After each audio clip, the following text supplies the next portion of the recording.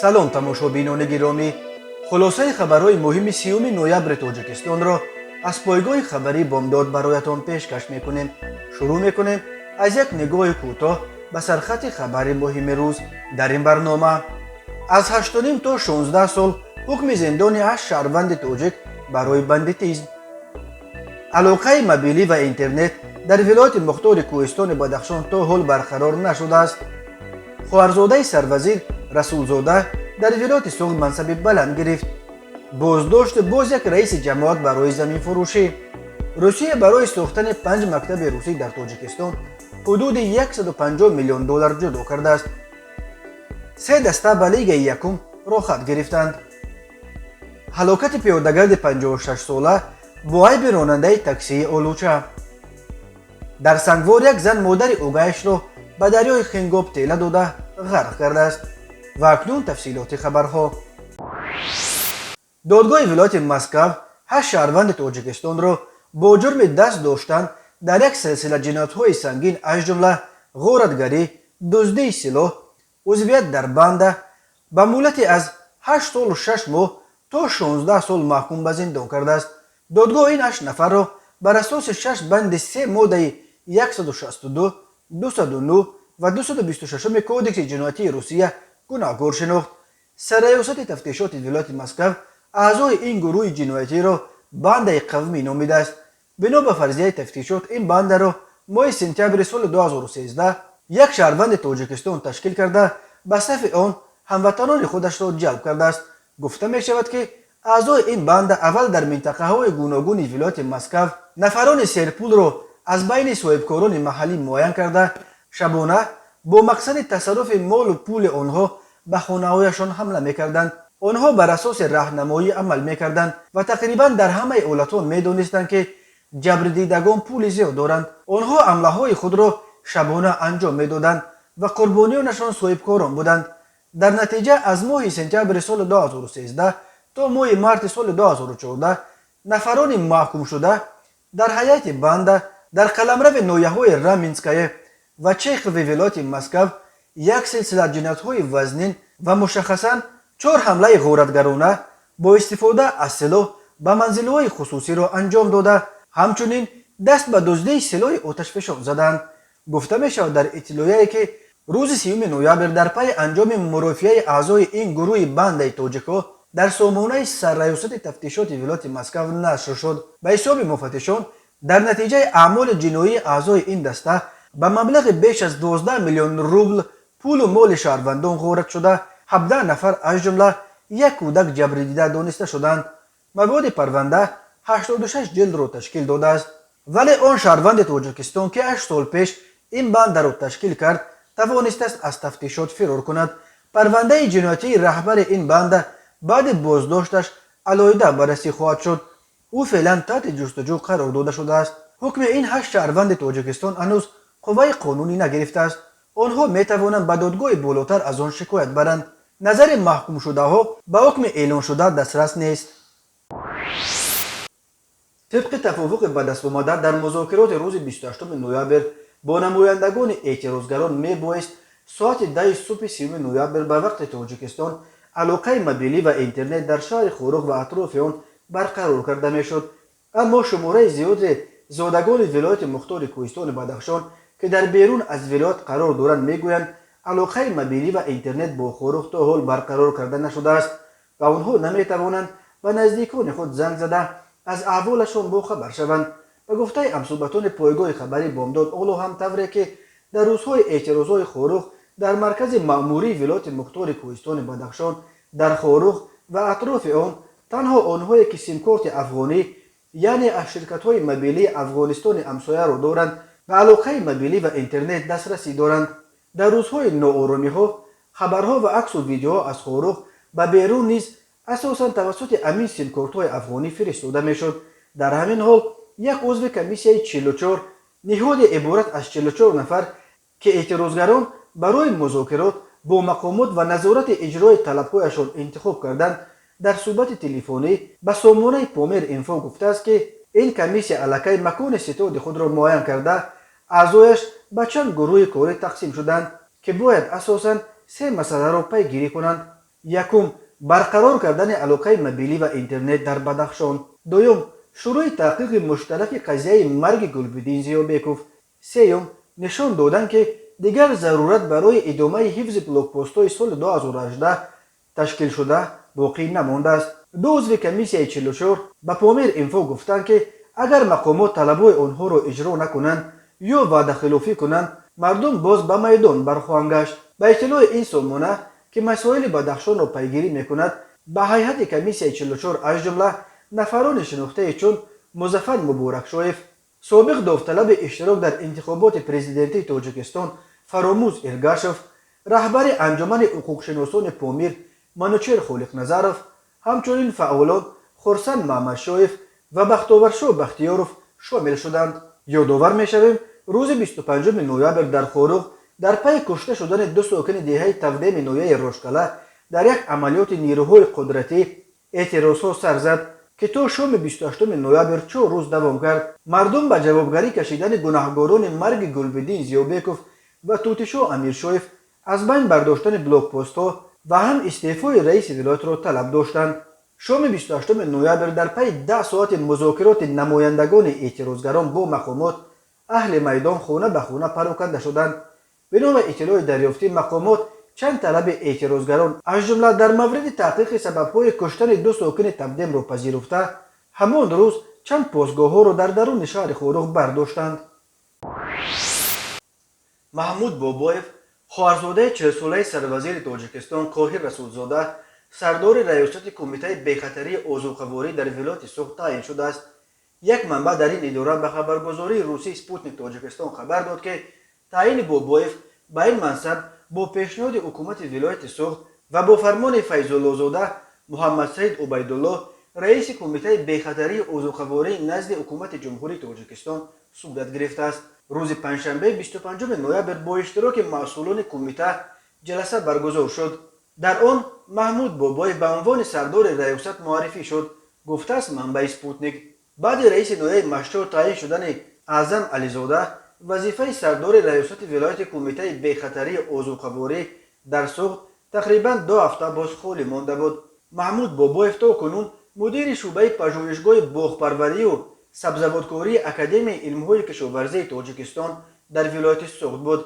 یادآور می‌شویم تازه روز 17 نوامبر سال جاری ظریف نظیری، برادرزاده سروزیر کوهی رسولزاده، از مقام معاون رئیس ولایت سوخت برکنار و به جای رستم رحمتزاده اجرا کننده وظیفه رئیس نایب فرخار ولایت ختلان تعیین شد.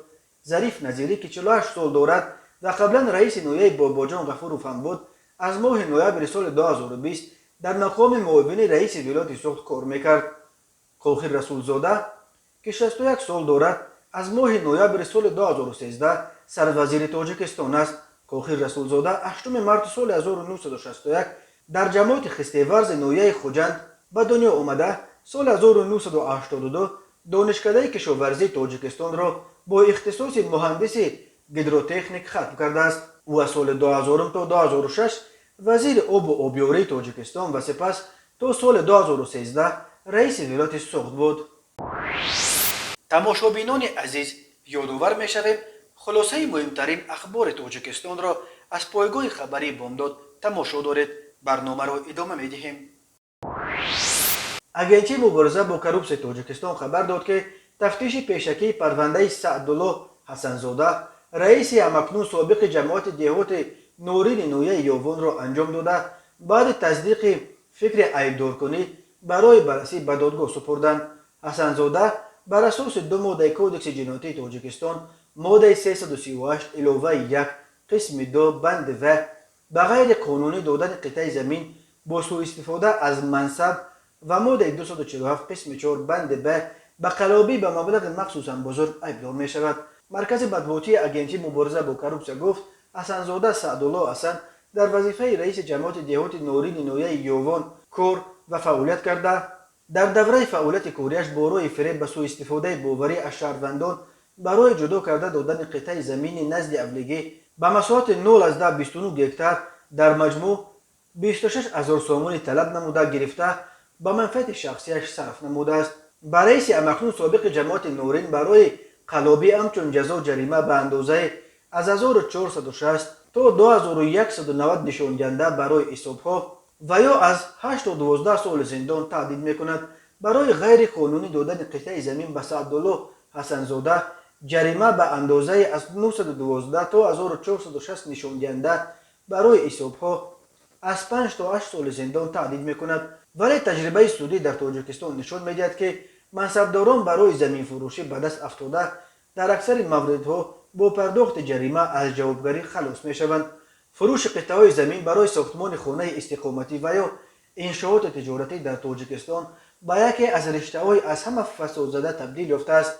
دادستان کل تاجیکستان گفت تنها در نیمه اول سال 2021 مقامات حفظ حقوق قریب 9000 گکتار قطعه زمین غیر قانونی تقسیم شده را به حالت اولش برگردانیدند. رئیس کمیته دولتی اداره زمین و گردیزی تاجیکستان عارف خواجه‌زاده ماه ایول در نشست خبریش اعتراف کرد که زمین امروز موضوع بحث رقم 1 شده است. معاون سروزیر روسیه الکسی اویرچوک که با یک هیئت حکومتی کشورش با سفر کاری در دوشنبه قرار دارد، روز 30 نوامبر در محله زرافشان پایتخت تاجیکستان ضمن بازدید از محل ساختمان یکی از 5 مکتب روسیه که خراجات ساختمان آن را حکومت روسیه بر عهده گرفته است به ژورنالیستان گفت که مسکو برای این طرح حدود 150 میلیون دلار جدا کرده است. در این باره خبرگزاری روسی تاس خبر داد. او افزود که در مکتب‌های نو اساساً آموزگاران از روسیه دست خواهند داد و برنامه تعلیمی را به شرایط تاجیکستان موافق خواهند کرد. البته معلمان محلی هم میشوند، ولی چیز اساسی آن است که در این مکتب‌ها معلومات با صفت ارائه میشود. تاکید کرده است معاون سروزیر روسیه. گفته میشود برنامه تعلیمی موافق با شرایط تاجیکستان را برای مکتب‌های روسی متخصصان از دانشگاه آلتای تهیه میکنند، ولی این برنامه تعلیمی باید با وزارت معارف و علم تاجیکستان موافق کرده شود. روز 30 نوامبر در دوشنبه وزیر معارف و علم تاجیکستان محمد یوسف امامزاده و معاون اول وزیر معارف روسیه الکساندر بوگایف قرارداد در مورد تشکیل فعالیت آموزگاران روسیه در تاجیکستان را امضا کردند. بنا به اطلاع خبرگزاری روسی سپوتنیک تاجیکستان، امامزاده در پی مراسم امضای قرارداد لایحه بنیاد 5 مکتب روسی در تاجیکستان را بزرگترین طرح خارجی روسیه نامید و گفت ما بی‌صبرانه منتظر روزی هستیم که این مکتب‌ها بنیاد شده کودکان به آنها برای تحصیل خواهند رفت. ماه اپریل سال 2019 بین حکومت روسیه و تاجیکستان سازشنامه درباره بنیاد و از لحاظ مادی و فنی مجهز گردانیدن 5 مؤسسه تعلیمی به زبان روسی در 5 شهر تاجیکستان دوشنبه، خوجند، باختر، کولا و ترسونزاده به امضا رسید. هر کدام این مکتب‌ها برای 1200 خواننده پیش بینی شده. انتظار می‌رود که همه آنها تا 1 سپتامبر سال 2022 از جانب روسیه ساخته و به استفاده داده شوند. در شهر دوشنبه مرحله نهایی چمپیونات تاجیکستان میان دسته‌های لیگ دوم به انجام رسید. در مسابقه مذکور 4 دسته غالب مرحله منطقوی پاکیزه شهر دوشنبه، گلستان شهر گلستان، سرحچی نویه حمدانی و مهرگان نویه نورآباد برای صاحب شدن به 3 راه حق اشتراک در لیگ یکم تاجیکستان 2022 میان هم رقابت نمودند.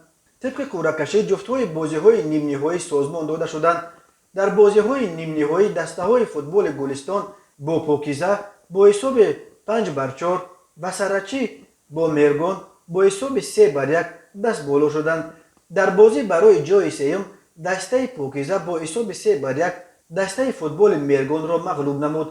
در بازی‌های نهایی دسته گلستان شهر گلستان با حساب 2-0 دسته فوتبال سرحچیان نویه حمدانی را مغلوب نمود. به این ترتیب دسته‌های فوتبال گلستان شهر گلستان، سرحچی نویه حمدانی و پاکیزه شهر دوشنبه صاحب راحت به لیگ یکم تاجیکستان در موسم سال آینده شدند. در مراسم جنبست مسابقه نایب پرزیدنت فدراسیون فوتبال تاجیکستان الشیر اورونوف و دیرکتور گنرالی لیگ فوتبال تاجیکستان سیفعلی شاقربانوف اشتراک نموده جایزه ها را به غالبان تقدیم کردند. و حالا یک مرور کوتاه به اخبار کریمینالی و حادثه های ناخوش روز. یک زن 29 ساله ساکن نویه سنگوار به آن گمان برمی شود که روز 26 نوامبر ساعت 15 مادر اندر 43 سالش را با فریب به ساحل دریای خنگا برده به آب تیل داده است. در نتیجه جبر دیده غرق شده به هلاکت رسیده است. مرکز مطبوعات وزارت کارهای داخلی تاجیکستان خبر داد که هنگام گذرانیدن چاره‌بینی‌های اپراتیوی جستجویی از جانب کارمندان میلیسیا، زن 29 ساله ساکن ناحیه سنگوار همچون گمانبر در صادر نمودن جنایت آدمکشی دستگیر کرده شد.